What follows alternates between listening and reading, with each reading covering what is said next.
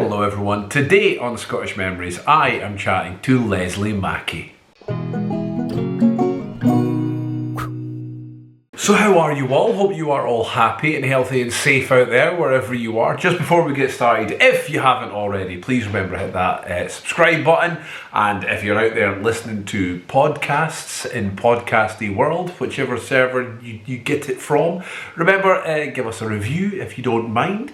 A little 5-star is not going to hurt if that's okay. But today I'm really excited. I'm really excited. I am chatting to Lesley Mackie. Lesley is a veteran rep actress who has appeared in some incredible things, including Sutherland's Law, A Sense of Freedom, the all-new Alexi Sale Show. She received the Laurence Olivier Award for her portrayal of Judy Garland in the hit show Judy. She toured with Billy Connolly in his Great Northern Welly Boot show, and not to mention she was Daisy in the cult classic Wicker Man, as well as so much more. Lesley, hello, how are you? I'm fine, Tony, very well indeed. Thank you so much. Thank you so much for coming on. It means the world that you can take the time and come on and chat, so thank you so much. It's nice because you almost feel you're sort of doing something connected with your life and your business again, because none of us are. Well, most of us aren't. We're getting on with our own things in this strange time. But it's nice to connect with people a little bit, isn't it? And you feel you are now. A Zoom is the same as saying I'm going out to have a coffee, isn't it? It's becoming that sort of way, isn't it? Yeah. It's going on the Zoom, and I've got another sort of relative getting in touch at 4 o'clock on the WhatsApp, and it's become just the new normal. But it won't be forever. It won't. No, it won't be forever. But I have to say, I mean, phone calls are great, but there is something nicer about being able to see who you're talking to. There absolutely is. And about the phone calls, I find that a lot of folk do need them, particularly older people. And so you find you've got your list, and I can't just sit and talk for hours on the phone. So that's when I do my walking. And because of it, although I love the walking, I'm always missing out because I'm so busy speaking on the phone. I see folk I know, and they always sort of go, oh, like, it's okay, I see you're on the phone. And I feel really bad, but it's the only way I feel I can deal with an hour and a half of calls a day. And there's some folk who just sat stuck in their house, desperate for a phone call. Not just for me, but they're just desperate to speak and relate. No, absolutely. Like my mum and dad, like we were saying just before we got started, they are just the two of them in the house. But at the start of lockdown, the first lockdown, I bought them an Alexa with a screen. Oh yes. So now every morning I can video chat them really easily, and they can see their granddaughter, and it's just all I need to say is call them, and then they don't need to do anything because they're not very technical minded. It's so much easier. And you get an Alexa with a screen, do you? Yeah, you get them with the screen. I just got a wee cheap one for my husband for his Christmas, but it's really weird. The other day I was muttering to try out accents for something, and suddenly it said, "Are you whispering at me?" And that was the Alexa. And she said, "If you want to whisper, would you like me to whisper back?" She said, it was really creepy. And I just thought, this must be nice for people that are on their own. And then I said to her, "Do you ever swear?" And she said, "Knickers." And so it's a new game now. Let's think of something to say. They love to put these little silly things in there all the time. There's loads of little in jokes in it that are a lot of fun. If you can find them, they're a lot of fun. Find them, yeah.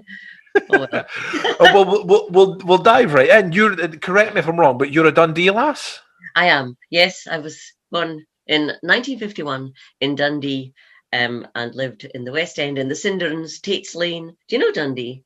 Only very little, very little. Not massively. It's one of those things that, as much as I love Scotland, I've really not explored it as much as I should. So it's only been if I've had to. Yeah, it's only if I've had to go out for a little bit of filming. But I've had a few people on who have spoke about Dundee recently, and it's really coming into its own, I think. Oh, it is with the V&A. I'm so glad, because when we were we always loved Dundee. We didn't think there was anything wrong with it. And then I realised my son, when we got here, became a St Johnstone football supporter, because I'm in Perth here. And he was always talking about Scum D. And I just thought, oh, I hate that about Dundee. But suddenly he became a student there, and he went to Dundee Uni. And suddenly he said, if I had to choose a city, I'd choose Dundee. And I think it's just got a more vibrant feel than, I'm afraid, somewhere like Perth, which has its own charm. But but it's not got the kind of the same sort of going on culture that Dundee has, I Yeah, think. it's that there's definitely a buzz about it. What was it like growing up in Dundee then? It was fine. As to my earliest memory, I think, and I only checked today what year that would be, was the trams. And I remember loving the trams and getting on them. And I thought, I really missed them for so long after the buses went. So I Googled, what year did the trams stop? And it said 1956. So my memories are really of being a tiny wee person. Yeah. But there was a strong memory. The trams were great. And so there were I think memories like the trams and then things like the Fifey.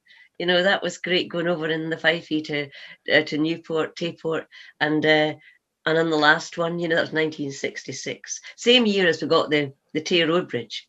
Right. And the Queen Mother came. I remember brother and I were waiting to see that, the Queen Mother in Dundee. So I found Dundee absolutely nothing wrong with it. And everybody lived so near their families. Like one granny was along one road, one granny was round the next.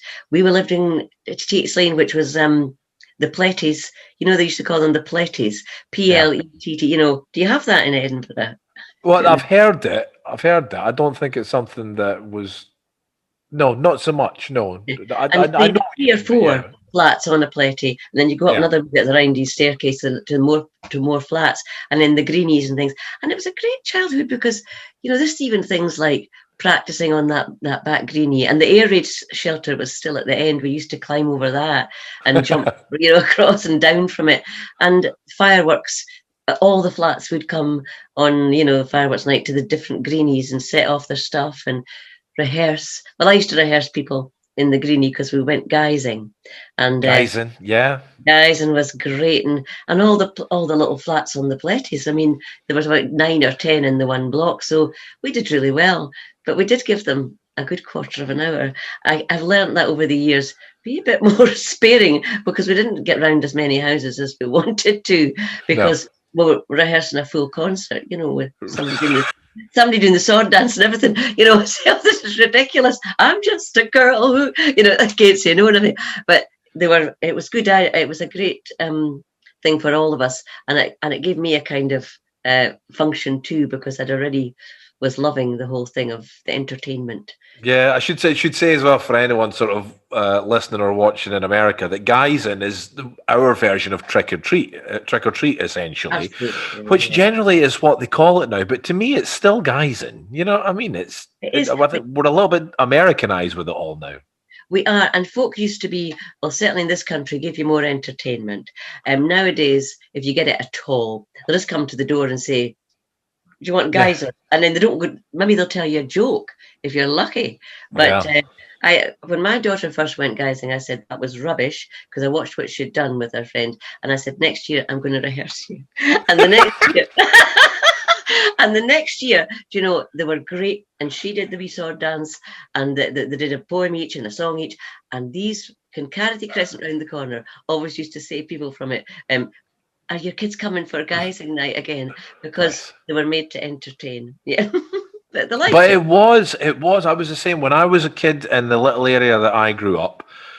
We all did something. You know what I mean? It was whether it was it was maybe tell a joke for those that were a little bit shyer, Yes. or sing a song. It was mostly one of those two things for us. Not so much dancing. It was tell a joke or sing a song Yeah, to get your sweets or yeah, a 50 pence. yeah, that's right. Well, yours would be a 50 pence. I think when I was doing it, back in the early 60s still, right up to then, I think it would be still, well, 2 bob bit or something, wouldn't it? Half a Yeah. crown if you were lucky. 50 pence, that's right. You can't give them less than a pound now, could you? No, no, no, Times no. have changed. But you'd have to give them it as well. Now it's just like you said, it's knock on the door and it's Yeah, just, yeah. yeah, there you Did you go. get something? Yeah, I know. And if you said to a kid now, what are you going to do for it? They'd be like, "What are you talking about? Just give me the chocolate. I want to go away to the next house." Absolutely. In fact, when we used to do it with our kids, and I always had to drive them when they were wee because they couldn't carry the stuff they were given. So they'd come, and I felt like Fagin in the car, come on, children, what have you got? And then at the end of the night, there's just all these crunchies and things all over the place. No, good fun, all gone. I remember as well. I don't. There was a period of sort of between Halloween guys to then bonfire night on November 5th. I can remember us all we'd go Geysing, and then the next day, the 1st of November, that was it. Right, we've got to get the bonfire ready, and because it was the kids, in my area that built the bonfire. We would Was go it? around everyone's houses in the local area and say, "Have you got anything for the bonfire? Any bits of wood, any old bit of furniture, anything that they wanted to throw out?" And we would build this bonfire. All the kids would build the bonfire. So then on November 5th, we were lucky there was a kind of field beside us where we'd build it, and everyone would go down, all the parents would go down and set off all these fireworks for thingy. Yeah. I mean, health and safety kind of take a back seat, doesn't it? Yeah, it really did. You know, folk coming with their own barking doggies and their own rockets that would go up on Catherine wheels and attaching them. Whereas now, I think more folk just go to the big display in the centre of the town. It's better now, and I'll have to say now. I mean, we've got 2 dogs, and now a baby as well. So the more organised the display, the better. Now I'm like, right, that's when it is. I can plan for it. Yeah. Whereas, you know what it's like? You hear them fireworks going off for 3 days before, 3, 4, 5 days before, and 3, 4, 5 days after bonfire night. Now and it's like, come on. You do, yeah. And dogs are terrified, most of them, aren't they? They really are. Yeah. They really are. With our little guys, we just have to sit and essentially either play with the ball constantly and turn the TV up full blast, or give them treats the whole time through. I mean, they love it. They're just like, okay, yeah. Well, they've missed out a bit this year, haven't they? But maybe next year things will be getting a bit more normal. Yeah, we didn't miss it this year because it's just that we're not too far from where they do a display, so it's so loud beside us. Watch it, I see. Yeah. Yeah, but it's so loud. But they didn't do them this year. They were all cancelled this year. Last year. Last year. Yeah. So then, as you were growing up, sorry, back to the questions. Yeah. As you were growing up, did you get to explore Scotland a lot as a youth? Was it day trips anywhere? I mean, I can hardly remember an awful lot, except with the brownies and the girl guides. All right, okay, yeah. And camping with them and going to, but it was always places like Blair Athol, or just local to Dundee, and you don't retain in a lot of it. It's only in latter years that you begin to say, I must get to so and so. But in fact, 2 or 3 years ago, I said, Terry, I really think we have to go to the Western Isles. It's never been a dream of his. He'd always wanted to go to the warmth, I said, but this will be fine. So we actually went on a Fogies trip, the Fogies bus trips. I couldn't believe I'm doing it. But I said, he's not a walker now. So we get on this bus trip, and I mean, I won't go into great detail, but everything that could have gone wrong went wrong. I mean, the guy didn't make it, and to show you around, so that the bus driver had to try and do it for a while, and the weather was just atrocious. I mean, you don't necessarily expect sun, but it never stopped, the wind and the rain, and we finally got to the Isle of Barra, and it was honestly like Fawlty Towers. I mean, when we arrived, the man who owned the hotel came on the bus, and he said, I just want to say that my wife and I are over 70, so we'll not be able to carry your luggage in, so I hope you're all going to manage yourselves. And it was kind of like a welcome from Basil Fawlty, Yeah. And so we got inside, and then we had the evening meal, which I won't, again, it's just, the whole session will be taken up with this holiday, because I wrote this whole story to the company at the end, and they said they'd go over and inspect everything, but it was incredible. And at the breakfast, one of the women said, could I have 2 eggs, please? And the girl said, well, there are 36 in this party, and there's 36 eggs. If one of your friends doesn't want an egg, she said, you can have 2. I'm not kidding. I felt I was in Wicker Man territory. Summer Isle. Are we going to get any fruit? No, there was no fruit. It was like there no supplies.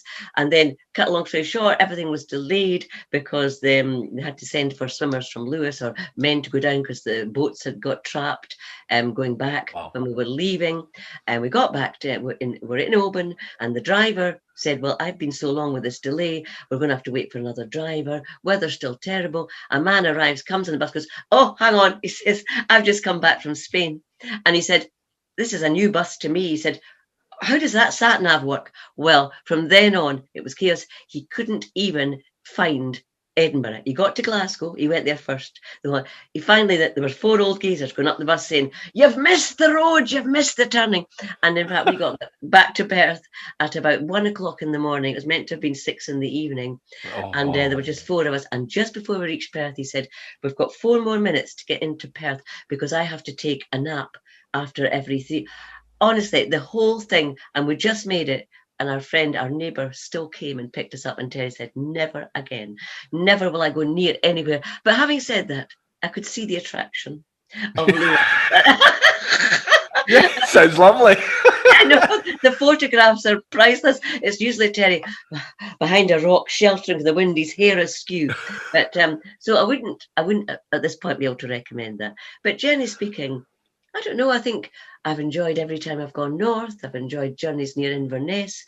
Usually when I was working, in Panto up in Inverness, then you'd explore the area. And it's got everything up there. Town itself, I didn't find over exciting, but I thought that it's got everything round and about. And what else? I mean, Perth is a great starting point.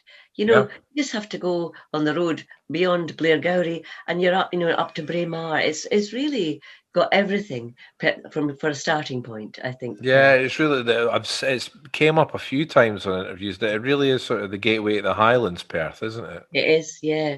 It is. But as I say, nobody's thinking about it at the moment. Heads are all, I just would love to get down to an exciting place called Leighton Buzzard to see my new grandson. But I don't know if that's happening anytime soon. At Leighton Buzzard, I've never heard of it all my life. But they've just moved there from London. So they moved the day before she had the baby. And it's been quite wow, that's cutting it close. It was cutting it close, but in the end, she was 2 weeks overdue as well. So she had to go in. Wow. She was booked to go in because they said, we'll not let it go beyond the 2 weeks. Yeah. Did the move on the Friday, stayed over, did it on the Saturday, came back, went straight to the hospital, and that was it. They were in. And so then they took the baby then back to this Leighton Buzzard house that they'd only just left all the boxes.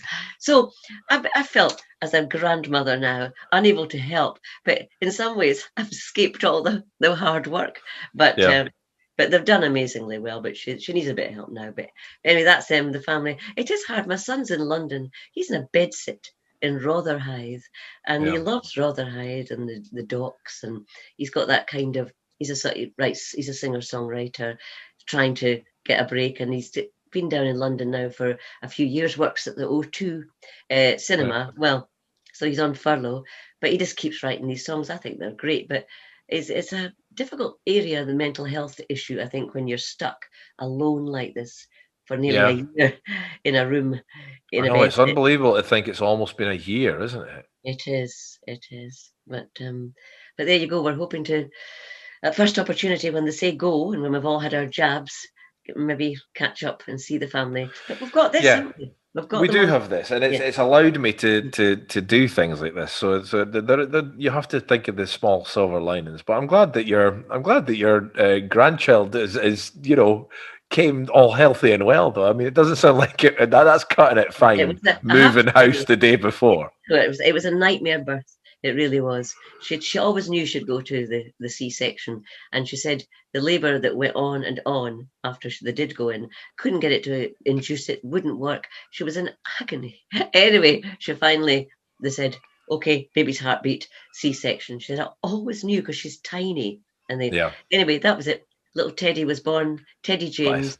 And you've got little Lillian now. Yeah. We had the opposite. We had the exact opposite. Because well, I wouldn't say straightforward, but fast, really fast. Because Kirsten, my wife, it was the night before her due date. And right. Kirsten always thought she was going to go late. She just was, because she's like, I'll be late. I'll run late. So, but the night we went to bed the night before, and I went, oh, this is it. Tomorrow, she's coming tomorrow. I always said she'll be earlier on time. Did you know it was she? Yeah, we knew it was a she. Yeah. And I went, this is it tomorrow, and she was like, oh, no. And then at 3:30 a.m, she woke me up going, my waters are broke. So right on the dot. But then again, you don't think it's going to, the first baby, you think 24 hours at least. 9:30 a.m, she was going, the contractions every 5 minutes. By that's only 6 hours later. Took her into the hospital at 12. Get to the hospital and they're like, all right, okay, let's have a look.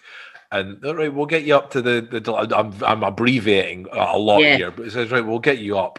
And then no sooner had we were in the elevator to get up to the sort of labor ward, that the baby was coming.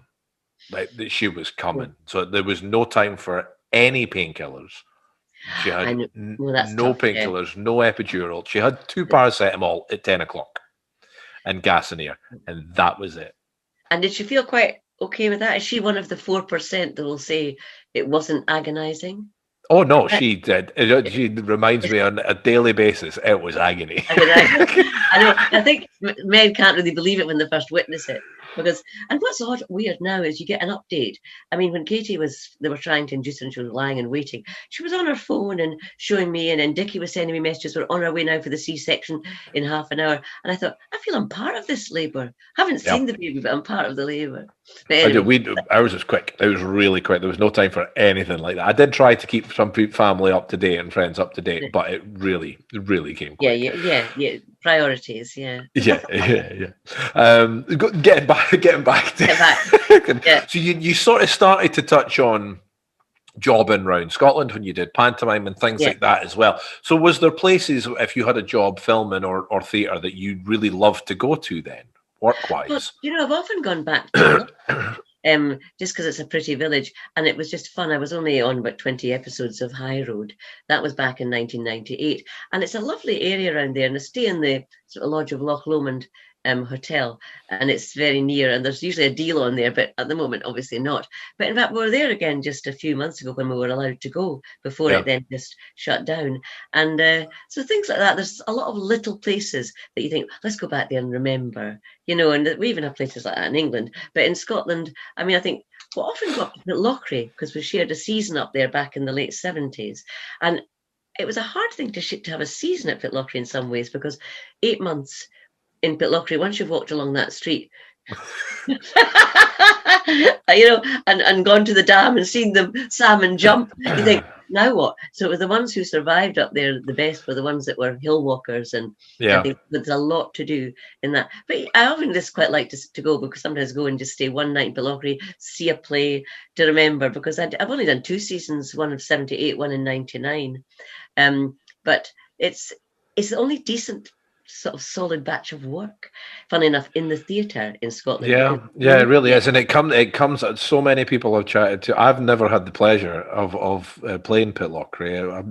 I would have loved to if I was still acting, but it's come up a lot. It's probably because the people I talk to, I mean, it's performers, so obviously if they've had the chance, that they've went to Pitlochry. But you're right, it's small. But we've ended up there loads of times. I mean, it is lovely. It is, and the journey from Perth, you think, have I really just left Perth and this beautiful vistas as you drive up that, just 25 miles or something? And it's really lovely, and it's lovely for folk to come and see you there, because then they might stay the night and enjoy the surroundings. Well, it's a little trap, Pitlochry, but sadly it's the same as everywhere now at the moment, and closed. But you kind of accept that I just want the young ones now to survive. I just think it must be so hard to leave drama school at this time, or have just left, or be in the middle of your course and everything's on Zoom. There's no proper, it must be really difficult, because I can't imagine having to do what I did, or anything that I did at drama school, over a computer. I mean, I don't know how that's possible. To come and straighten your back and everything when you were doing your movement exercises. No, my daughter's an agent, and in fact I thought that she'd be really suffering, but in fact that can be done from home. They she's a London office, but she's now in Leighton Buzzard. It will go on until lockdown finishes, and she's starting full-time from her house. And she said a lot of the clients are working, which surprises me, but it seems to be, it's in film. They've got great systems going on the films now. They have to be together, and then they can isolate from other people, and the scenes are done. And she said there's still quite a lot out there. So some folk are surviving, which is good to hear. Yeah, it is nice. It is nice to know. And I suppose as well, like any television company, filming company, and things like that, but probably mostly television, we're all itching for some sort of entertainment, and they need to keep making it. We can't, otherwise we're going to be on repeats of Dad's Army all the time. I know, absolutely, yeah. In fact, I know that High Road's been repeated twice. I keep sort of meaning to watch it. In fact, my husband was in 3 episodes of High Road playing an Italian mafia. I mean, only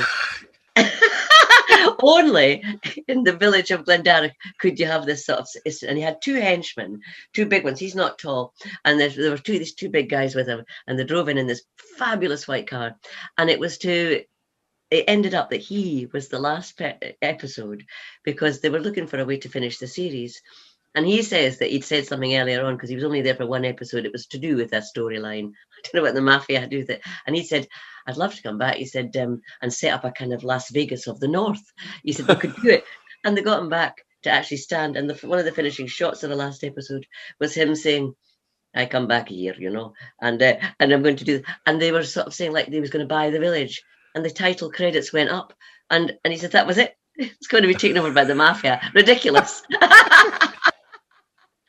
I love that though. That's brilliant. That's brilliant. It's funny because I think, I loved working on it because it was such a nice, friendly bunch.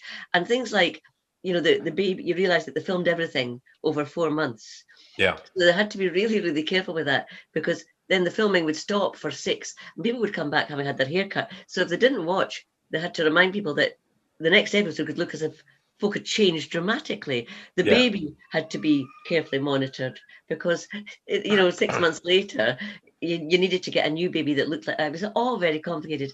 And, leaves on the trees, suddenly you could spot it in the odd episode, leaves on the trees in December because it had been filmed in the summer. But I thought it was good fun to work on. And it always had that reputation of, the wobbly walls and things like that as well. Which just added to its charm. It did. A wee bit of Acorn Antiques, but just a tiny bit. Yes. Just a little.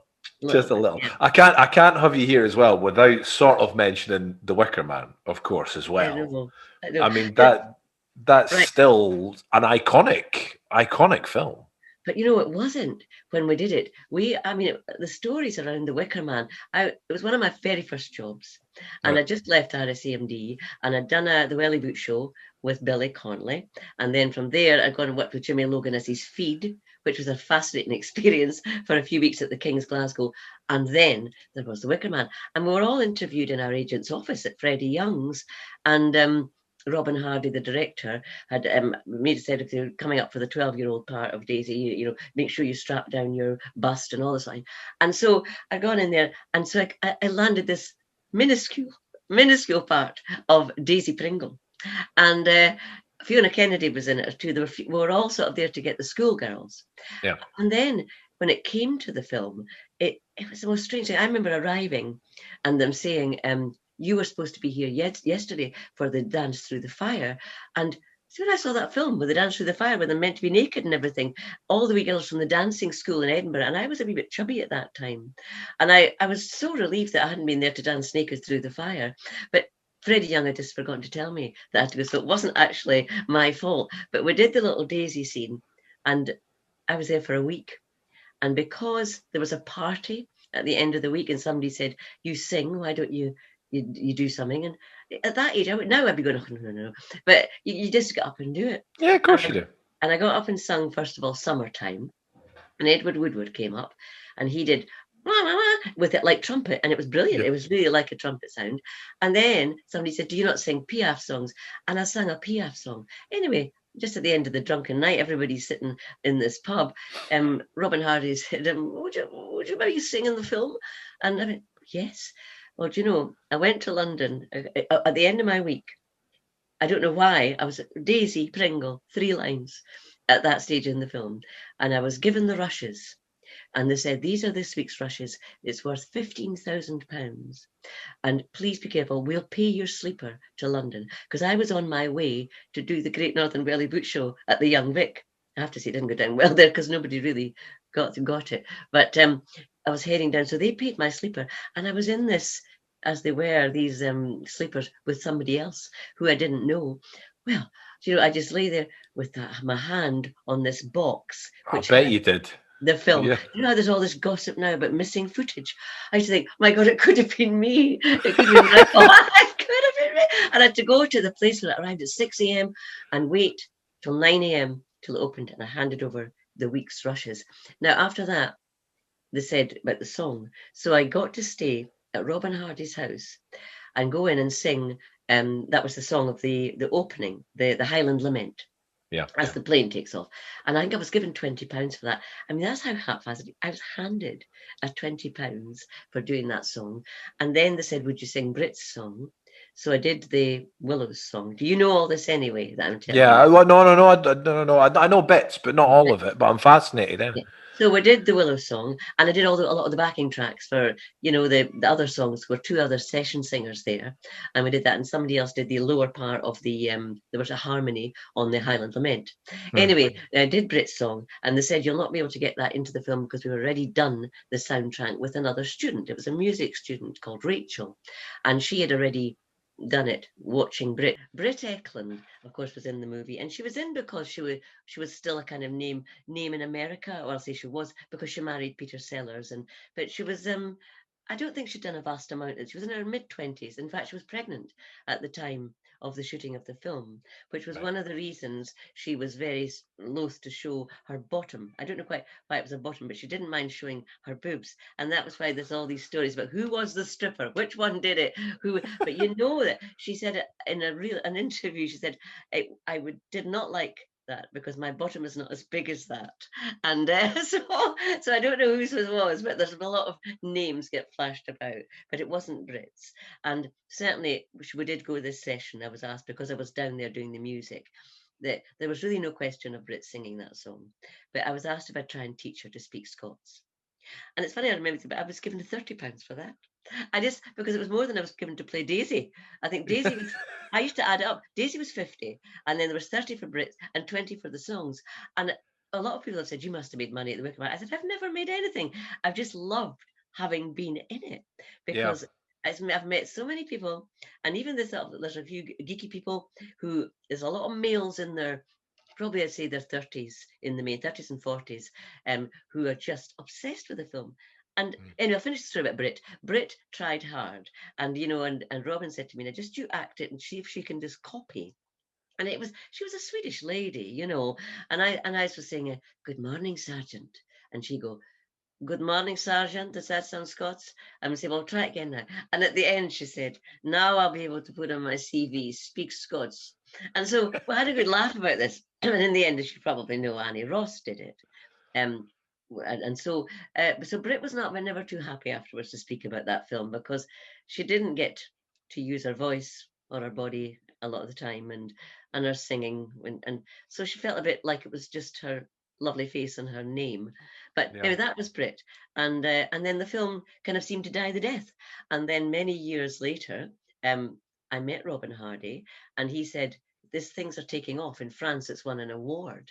And he said, it's become some sort of fantasy award. And from then, I think it was just from the 90s that I began to have people contacting me. And then once I got onto Facebook, a lot of people, and there's Wicker Man websites, and I even went to meet one chap down in Durham.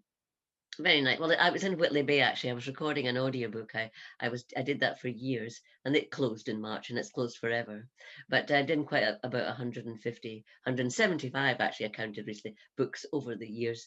It was Wow. just nice to always have the audiobook thing, because you just felt, I'm not at work, I'm preparing a book, and it was but this chap came from his town to Whitley Bay, and it was just to sort of, somebody had painted me in the film, and he'd commissioned this and paid this person, and it was Daisy, and it made, I thought that's just so funny, that in a sense that Daisy had become the main thing. The Wicker Man way in the distance, Daisy sat there with a spider, Daisy with three lines, Daisy Pringle. He sent me a lovely birthday card some years on Daisy's birthday, because he's seen the Daisy Pringle schoolroom book, and they've all closed in on it. And I like my Daisy birthday better, though, than my own.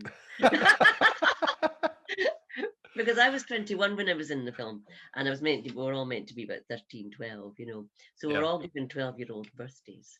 But that was the Wicker Man, and it goes on, and I'm in touch with this chap Ian quite a lot, and I've got the painting upstairs, and I mean, they're so sweet, and the people that are Wicker people.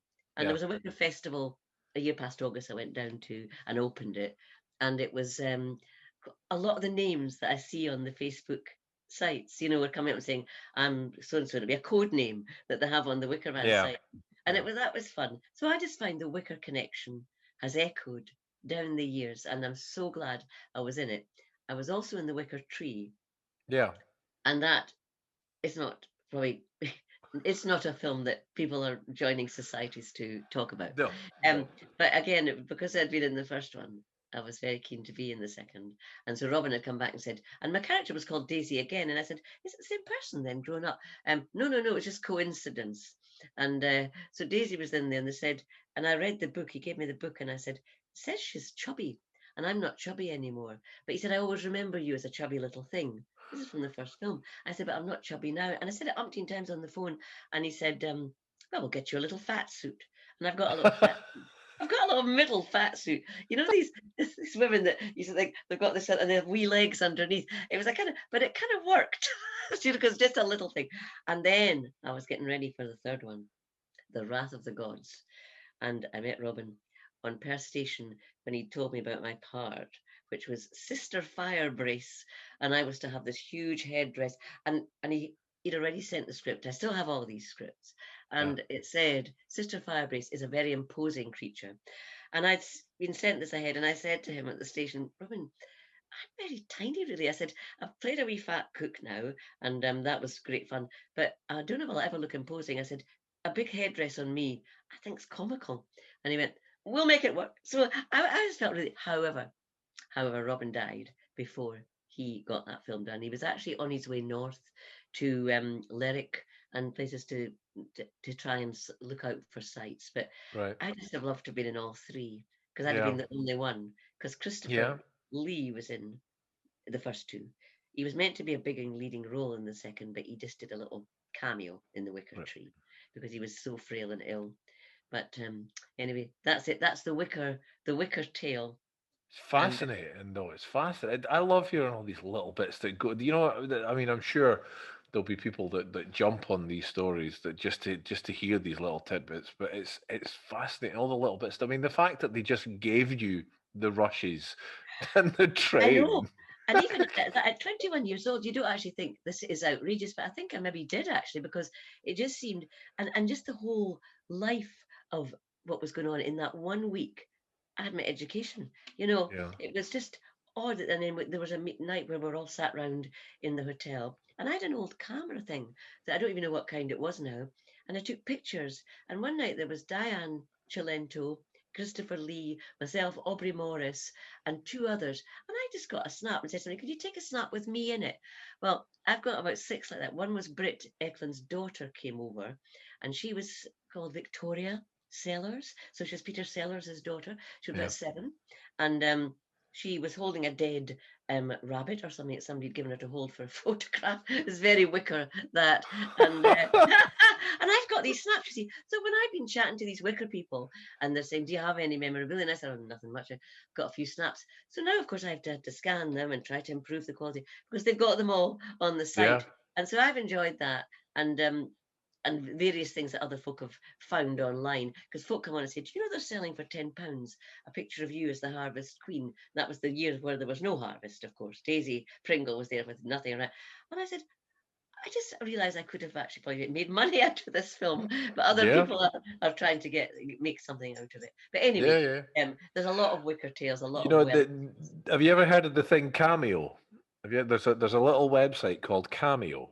No. And it's lots of if you went onto it, there's loads of famous people all over the world that are on it, and people can request a message. So all these people are just recording a birthday message or a wedding message or anything like that, and loads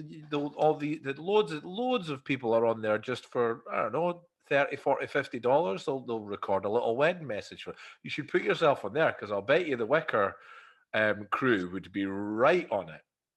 Well, thank you for telling me about that. I'll have a think.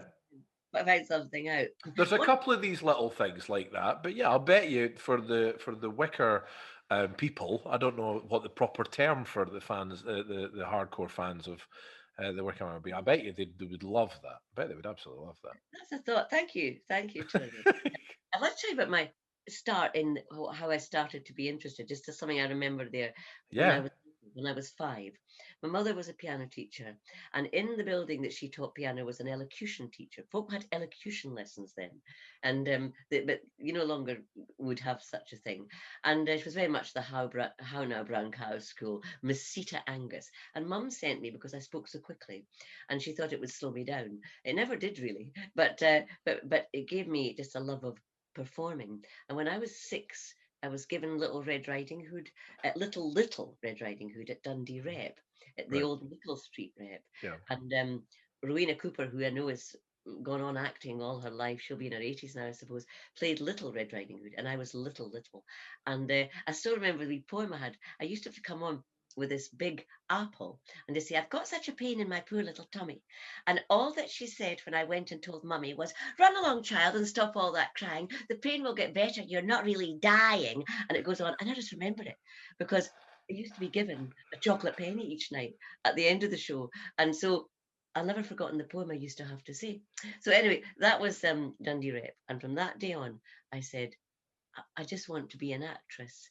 Yeah. And it was such an unusual atmosphere, though. Mum used to have to stay by me, take me into that theatre, with to pass all the actresses. And my memories are still very strange, like women with nothing on, because a lot of the ladies would sit in the dressing room, maybe with no tops on, doing their chests and things for if they were playing a fawn in this pantomime. And I just remember seeing bosoms, because that's what I thought they were called, bosoms. Bosoms, yeah. And Mum Bosoms. used to say, come on, and get me through that room quick because of getting to see all these people in their bosoms. And the smell all around was of size. Now, do you know the word size? Yeah. Size, Eddie? Because I had to look up to see if I got that right, because it's a word I just remember somebody saying that's the smell of size. And it's a type of glue for the scenery. You don't Mm. smell that strong smell anymore. But anyway, I went No. the next year and did one more panto with, and I remember the only memory of that one, it was Alibaba and the 40 Thieves, was an actress called Sai Chin. And I googled her the other day. She's still acting. She's 87. And Wow. she was, I remember somebody saying a couple of years later, that's Sai Chin. She's in the West End now. And I googled that, and she was the lead in The World of Susie Wong. And Right. but she used to sit and eat bananas, and just every time I saw her on a high stool, and as a child of 6 and 7, I just used to stand and stare at them. I think it must have been so annoying for them. I remember once in the wings saying to Rowena Cooper, I remembered my autograph book, could I get your autograph? And I was 6, and the actor she was with, and I remember saying, Leslie, go away just now. You mustn't bother Rowena before she goes on stage. And I remember the wee look going, I think, I didn't know that, you know, the rules of the theatre and things. Yeah.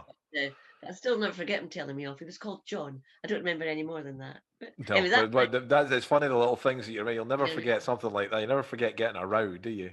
never, no, anyway, all burnt down that theatre. The one in Nicholl Street and Dundee, and they opened the theatre in Lochie Road, which was a church, and it was a converted church. But my parents were actually married in that church in Oh, 1950, and then it became a repertory theatre when the Nicholl Street one burnt down. I don't know what year it burnt, but so I had a lot of connections with the reps in Dundee in that's the old days. nice. Not now, I have to say, but that's another subject. You know, I'm trying to think. I can't remember uh, what made me want to become a performer. I always loved to sing. I always loved to sing, but at the same time, hated to sing in front of my family. You know, Yeah. give me a crowd of strangers. Yes, I know what you I can do that all day long, but my family, no, I didn't like it. But yeah, I can't remember. I can't remember a moment going, I want to do this. I do that. just remember wanting to do it. You know what I mean? Yes, I think it most folk are probably like that. They just develop a love of it. I think that I could have probably said that at 6 years old. I want to be an actress. And it may never have happened. It just so happens that I went on and went to drama school, never thought of doing anything else. And then you've had its ups and downs, you know. I Yeah. mean, early on it was used to be great. I thought there was a lot of regular work, and I did a play for today, Peter McDougall play, and that was great to do. And I think at that time the business is much more crowded now. I think we had it easier. Even getting into drama school, there were 7 places for girls and there were 70 applicants. Now it'd be more like 7,000 for Mm. 7 places. You know, I think I think it's much harder for the young ones now. I mean, even when what it's been, I went to drama school in '97, and I Yeah. think they took, I want to say there was about 40 people in my group, but there was thousands of people apply. You know, they were auditioning for months to get Yeah. it down to these 40 people. And I remember, obviously I got into Mountain View, but I remember RADA. I got down to the very last round of RADA, and they kept getting me back and back and back and back. And then, I remember, I don't know what it was like if they had this rule. I don't know when this rule came in, but all the drama schools used to have the same date that everyone said, yes, I'm going to your drama school. Because I Right. think it was sort of a rule they all had, because they didn't want, because some people would be holding on for a certain drama school. So I think all the drama schools at the time, and I think they still have it now, they say, right, this is the date. All offers must be out by then for every drama school, so that everyone, if people have got in more, they know where they're going and they're able to, do their other things. And I'd got into Mount View, and we were waiting and waiting and wait, because although I love Mount View, I had already decided that I wanted to go to Mount View, but my mum and dad were like, "Oh no, if you get into RADA, you need to go to RADA. You need to go to RADA." And we were waiting and waiting and waiting, and it got to a week before when I had to say if I was going or Yes. not. And my dad phoned RADA, and they went, "Oh yeah, we were about to get in contact. We've taken someone like him." Oh, right. Yeah. It's like, that's great. Thanks very Yeah. much. You were able to say, but I've got a place elsewhere. Yeah, I was lucky that I'd got a place somewhere else, but if I hadn't, that would have been heartbreaking. I know, because you do want to get into the one that's. But I mean, at that time, I don't know about that time, but where I was going to Glasgow, you got a grant, so your parents didn't have to pay anything. Whereas now, if you get into a London one, you'd have to Yeah. raise a lot of funding to Even actually. when I went in, we were lucky that my local council gave us a discretionary to pay for it, which they don't have anymore. And they don't have these awards anymore. And I think the only reason they gave me it is um, because the area I grew up in, no one had been to drama school from there. So they had no reason to sort of go, well, no, we've given this money to people to do this loads of times. No one had ever asked for it before. So they went, well, we can't say no. No one's ever asked for it for that reason before. We have to help you. You know what I mean? So I was very lucky. It's the accommodation as well, isn't it? It's not just the cost of the fees, but Yeah. no, I think it was we had it easier then. We didn't realize we did. We thought 1 in 10 getting in. We thought that was hard. But when I think now what the situation is at these arts aids and RADAs and things, Yeah. and all they can do now is Zoom, so their class. Yeah, yeah, it's a shame, isn't it? It Well, is. I'll start to sort of finish things off, because I'm sure you're bound to be busy. But if people, obviously, as I mentioned before, I'm very lucky with the people that watch the channel, that they're all over the world with Scottish heritage, or expats, or people that are just wanting to come over and explore. What would be your top tips for anyone wanting to come over to Scotland? Top tips. Do you know? I don't know. Just try and book at the last minute so that you're sure the weather's going to be good, because I think it can really make or break a holiday. I mean, I still think there are people with a great capacity for enjoyment. So come rain, there were folk on that terrible cruise that actually were wanting in the mud and rain to stick to the itinerary and go into the castle grounds and get soaking wet. I think that depends on your nature. But if I would think, we do get varied weather, but there is beauty because of it. And I Yeah, think all that Pitlochry area is lovely to explore, and all beyond it, and Kinlochranich and all these places. And then on the west coast, there's many riches there, isn't there? yeah, oh yeah, there is. Yeah. And then I don't know what road that is that's below me. That I just remember every time I drove up it in summer, we'd say, "Oh, isn't this gorgeous?" And we go to, yes, Balmoral and Braemar and all that. So I'm not somebody who's been everywhere, and I'd like to go to the Orkneys. I'd like to go to the Shetlands, the places I haven't been, but I know I'll go and it'll pour. I'm not Yeah. loving Scotland, Yeah, but we're the same. Whenever we go anywhere, I'm just the amount of people that have said, tips wise, bring a good jacket. absolutely, yes, that's right. Bring varied clothing, and I actually would say Perth is one of the best places.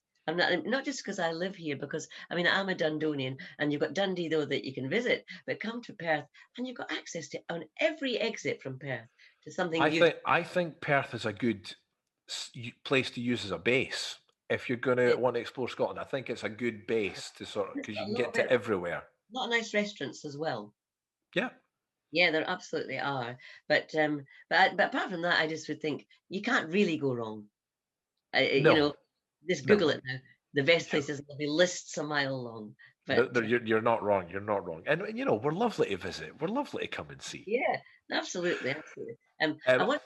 I was just going to ask one thing because I always do this. I always dwell on the Welly Boot Show and the stories from that, which we haven't done, but that's fine. no, no. I mean, Billy is my dream guest. I mean, obviously, I doubt I'll ever be able to get Billy, but if you've got stories about that, I would love to hear them. Well, I mean, it was one of my very first job leaving drama school. In fact, I missed the London auditions for the agents because of doing the Welly Boot Show, and I played Billy's girlfriend, Harry Mary from Mary Hill, and he and I had these scenes. And you know, that time he was humble bums, and Yeah. he was Sir Billy Connolly, and his methods on stage were quite haphazard. You know, you suddenly go, where is he? And you'd be always facing up stage, and it wasn't deliberate. It wasn't like he was trying to make you up. He just didn't have that kind of awareness of acting in a play. You know, he Yeah. was not an actor in 1972, and but it was great fun and just so funny to be around. And we used to all go back to his house. It was in the West End. It was a big house. That's when he was married to Iris. And I Yeah. remember he asked if anybody wanted a dog. He said, "Somebody want a dog?" And they had a big black Alsatian that just had pups, and the place was like a madhouse. There were 8 puppies running about, and I said, "I'll take one." And I mean, just ridiculous. And so he goes, "Right, which one?" And I said, "I'll call it Welly Booty or something." And I had to go back with it. I just thought, folks say, "Are you mad? How are you going to work in rep and do things?" They were so gorgeous. And I thought, wouldn't it be? I'd never been allowed a pet as a child. My father always said no. And so I had this wee dog. So he took it back. I'm sure he got rid of them all. And he had a little boy that he had Jamie at that time. Yeah. And so he was always toddling about. But Billy, after that, I met him on a couple of occasions. Once was in Glasgow, and he shouted, "Come and see what I've got." And he said, "Watch this." And it was a Merc. And he just did bzzz, and the windows went up and down. And I mean, that's how what it was like then. Like, look what I've got, this Merc that goes bzzz and all that. And then I saw him at Jimmy Logan's funeral, Right. and we had a long chat then. But that was back in 2001, I think Jimmy Logan's funeral was. And but Billy, as I say, last time I saw him, right, I was pregnant with my son, and I'd been given tickets for a friend to go, and it was 4 days before my son's birth. And we went, and I left a note backstage and just said, "I'm in tonight, don't be too funny because I'm due to give birth." And he came on stage at the Brighton, whatever the big theatre there was called, and we were 4 rows from the front, and he came straight to the front, and before he did anything else, he goes, "Where is my wee pregnant friend?" And I just went, and Terry went, "You have to say," and I, "Yeah, hi." And he says, "Right, you come back after the show, we'll have a chat." And then the next 10 minutes of his act was just all about giving birth and the births he'd been to and the births he had avoided. And he was just brilliant. And for Yeah. 2.5 hours, he went on there. And I just couldn't believe it. I was so desperate to go to the loo, but I knew I couldn't because I thought if I leave this seat, he's going to go, "Aye, that's what happens when you're just about to give birth." That Yeah. I don't want the audience looking at me. But we went backstage, and I was expecting there'd be a bottle of wine sitting there. Not that I was wanting it; I was not drinking, but that he'd already met. I think he'd already met Pamela. He had, and he changed his whole lifestyle. It was all Yeah. herbal tea, and things. And Jamie was there, and this is my son's little story because he loves it. And was tossing up the name for my son. I knew it was going to be a boy, of Jamie or Oliver. And my dad had said, "Oh, you'll not survive called Oliver in Scotland." That's what he felt. It's 1992. Anyway, I said to Billy, because he said, "Oh, this member Jamie." And I said, "Interesting." I said, "Because I'm going to either call this boy Oliver or Jamie." He says, "Take my advice, Oliver." He said, "There was a great boy in our class," he said, and his second name was Oliver, but he said, "I've always loved the name Duncan Oliver," he was called. And I said, "Oh, his was going to be Oliver Duncan if I went." And so all he always says to folk, "Billy Connolly chose my name." And I think, yeah, That's cool. that's That's good. very cool. Anyway, that's Billy. And apart from that, well, we can maybe do one of these again in a few years' time, because there's one thing I better mention, because I tend normally not like to mention it, and you probably is that I did win an Olivia Award. Now you probably know that, do you? I do know that. I do Yeah. know that. And The thing is, there's so much we could talk about, Judy. I mean, yeah, I think I need to get you back on to hear some well, more of these I would be stories. happy to do that, because somebody put it on my Facebook a couple of years ago, and they had the clip of getting the award, and it was Maureen Lipman and Elaine Page and myself and Angela. Oh, if I do, I've forgotten her name, it'll come back to me. And they went on the Four Faces, and my mum had said, "Do watch, Leslie, because if you win it," she says, "don't jump or anything," because I was pregnant with Katie at that time, and A lot and of things happen when you're pregnant with I kids. know. I mean, I didn't even expect I was going to get it, because I thought their shows were all still running. And I remember the first thing I did was I went, and on the shot, you could see that obviously she didn't know she was going to get it. And then I went up and I was in a dwam, and I walked off the wrong way. We'd been told if you win it, go to the right. I went to the left. Alan Bates had to run after me because he was presenting the category. And at the end, it was cut out because they showed it half an hour later. Yeah. And and so that bit was cut. It just looks a bit slightly that I've gone and then gone the other way. But that was, it's just, yeah, somebody put it on my Facebook, and at first I went, no. I said, how have they got hold of that bit of film? And then I thought, do you know what? The amount of people came back and said, we never knew about that, Leslie. And I thought, Yeah. you don't say it. So I'm saying it now, and I don't want you to think I'm being big-headed mentioning it, but it was the highlight of my life, really. I think it's incredible. It's not big-headed. It's an incredible thing to have got. It's an incredible achievement, and it's something to be proud of. It's amazing Well, and well earned. Well earned. So no, Well, my it's not. husband wrote the play. He did actually write the play. My husband did. Yeah. So that's why I quite like to mention it, because it was, and also because I didn't go on to do extraordinary things. It's an interesting thing. I'm writing my wee memoirs at the moment, and a lot of people think, "Oh, you've got an Olivia Award, and what a great career." And I say, "No, no, no. Usually it can mean that it opens all sorts of doors, but I got my Olivia Award when I was 7 months pregnant, and I had to turn down all offers that I got at that time, and suddenly my life was changing. And I was so scared of doing something to this first baby that, I was saying, no, no, I can't do that. And I regretted it. I turned down Cats. And that would have been easy, because it was just that, well, it was the Lane Page part where she'd done it already. And it's the part where you sing Memory. And that Yeah. was a very easy part, actually, because you don't have much dancing, because Elaine never did dance, and Judy Dench had done it, I think, as well. But anyway, with my agent said, no, no, it'll all happen. And then it doesn't. And then I Yeah. had my baby, and then I had my son, and then I decided, oh, it'll be fine to go back to Scotland. And you think, oh, there's a wee Scotia Nostra you've got to get back into it. I mean that in the nicest possible way, a really friendly Scotia Nostra. But you Yeah. actually realise you're going to have to earn your colours again, or whatever you call it. Yeah. And Absolutely.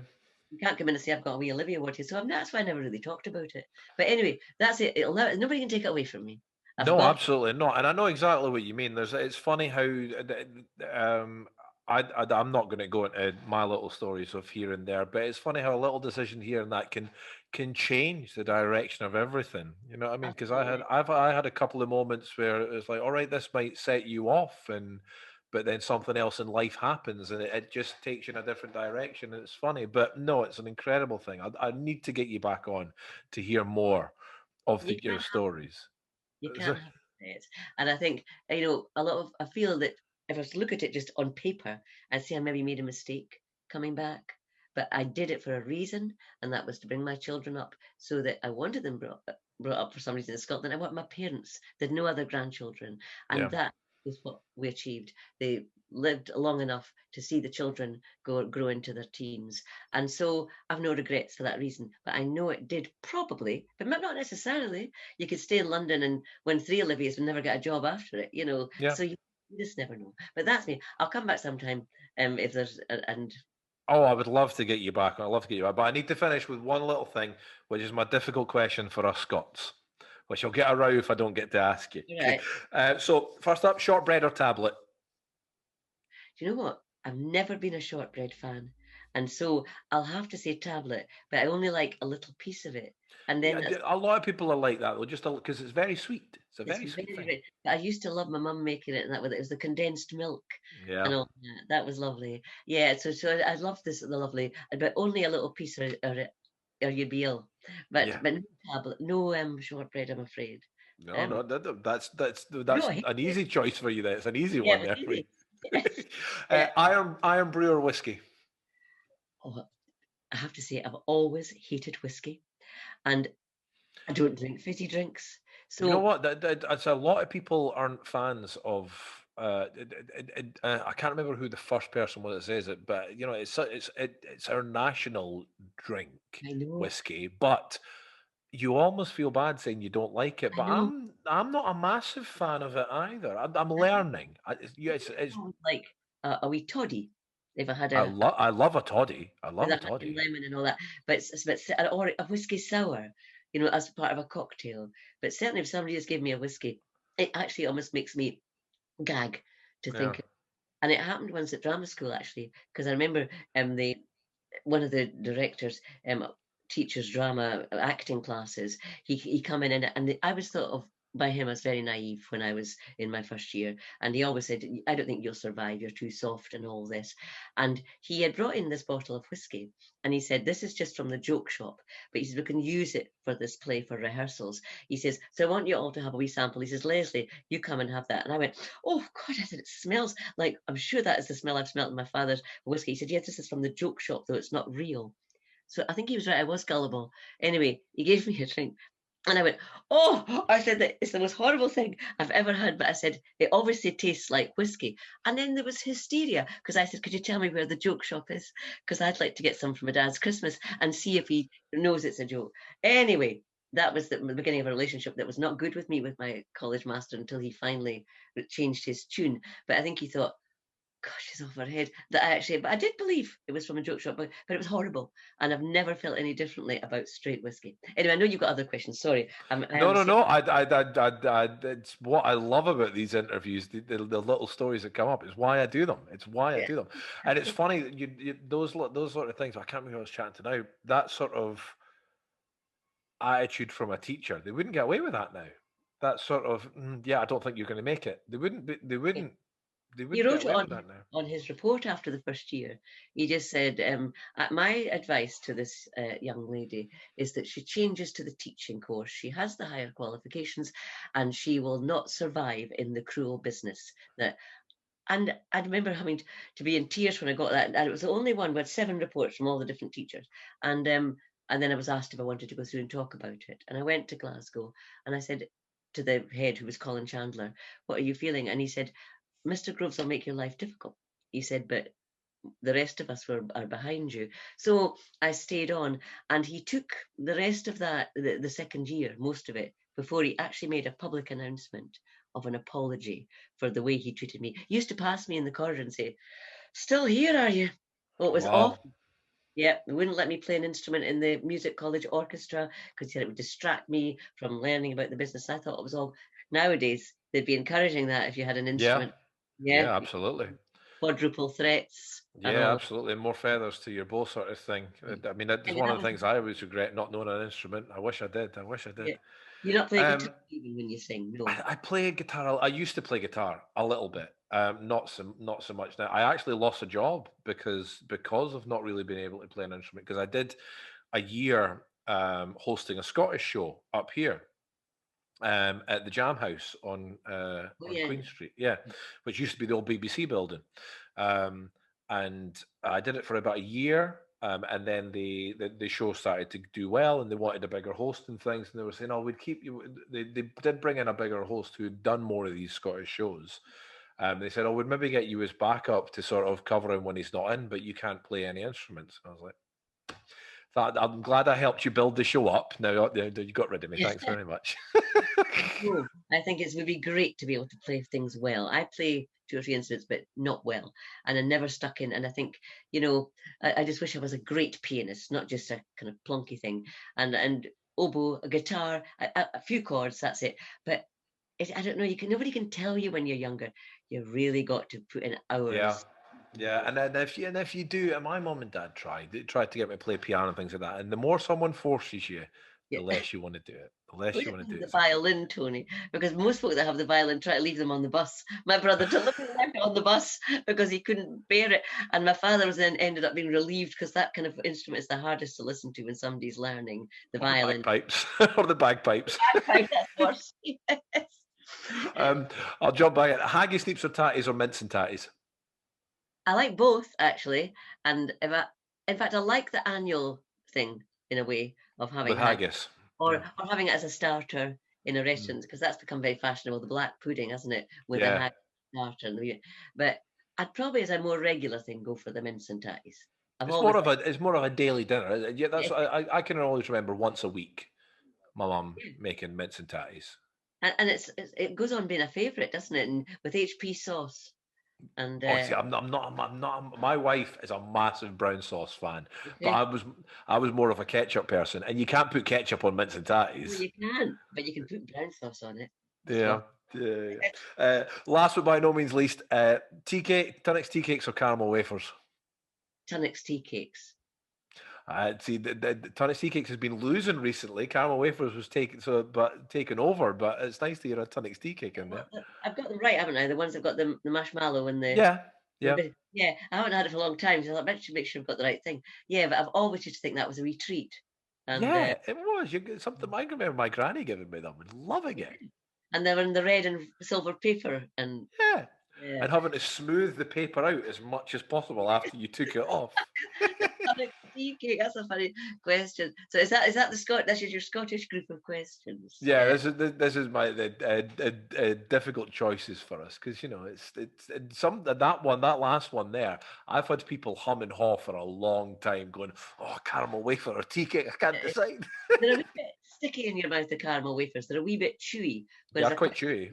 I like the biscuit bit of the other one in that. Yeah, that's it. But I let you down about the iron brew in that because I've never drunk Oh, it before once.